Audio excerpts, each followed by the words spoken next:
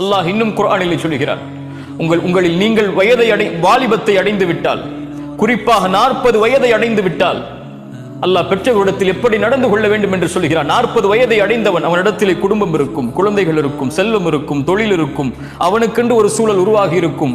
இத்துணை நிலையில் நீ மாறி இருந்தாலும், 40 வயதை நீ அடைந்து விட்டாலும், உன் குடும்பம், உன் மனைவி, உன்னுடைய தொழில், உன் செல்வம், உன் குழந்தைகள், இவையெல்லாம் உன்னை மிகைத்துவிடக் கூடாது. உன் தாய் தந்தைக்கு நன்றியோடு நடக்க வேண்டும் என்ற காரியத்தில் அல்லாஹ் அந்த வசனத்துடைய ஆரம்பத்தில் சொல்கிறான், பெற்றோர்களிடத்தில் நல்ல முறையில் நடந்து கொள்ளுங்கள்.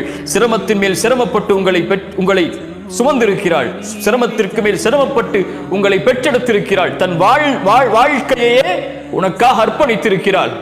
அல்லாஹ் அதற்கு பிறகு சொல்கிறான், அவன் துஆ செய்வான் 40 வயதை அடைந்தால், ரப்பி அவ்ஸிஅனி அன் அஷ்குர நிஅமதக அல்லதி அன்அம்த அலைய வ அலா வாலிதைய, யா அல்லாஹ் எனக்கு உதவி செய் உனக்கு நன்றி செலுத்துவதற்கு, என் மீது நீ செய்த அருளுக்காக, என்னுடைய பெற்றோர்கள் மீது செய்த நீ அருளுக்காக, எனக்கு செய்த அருள் இவர்களை எனக்கு கொடுத்தது யா அல்லாஹ், இதற்கு நன்றி செலுத்துவதற்கு எனக்கு உதவி செய்ய அல்லாஹ், நீ பொருந்தக்கூடிய செயலை செய்வதற்கு. அல்லாஹ் எதற்கு அதை சொல்கிறான்?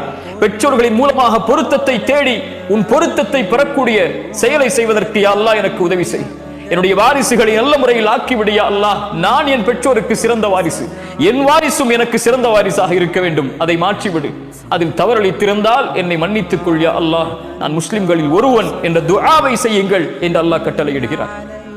இதை விட எப்படி பெற்றோர்களிடத்தில் நல்ல முறையில் நடந்து கொள்ள வேண்டும் என்பதை விவரிக்க முடியும்?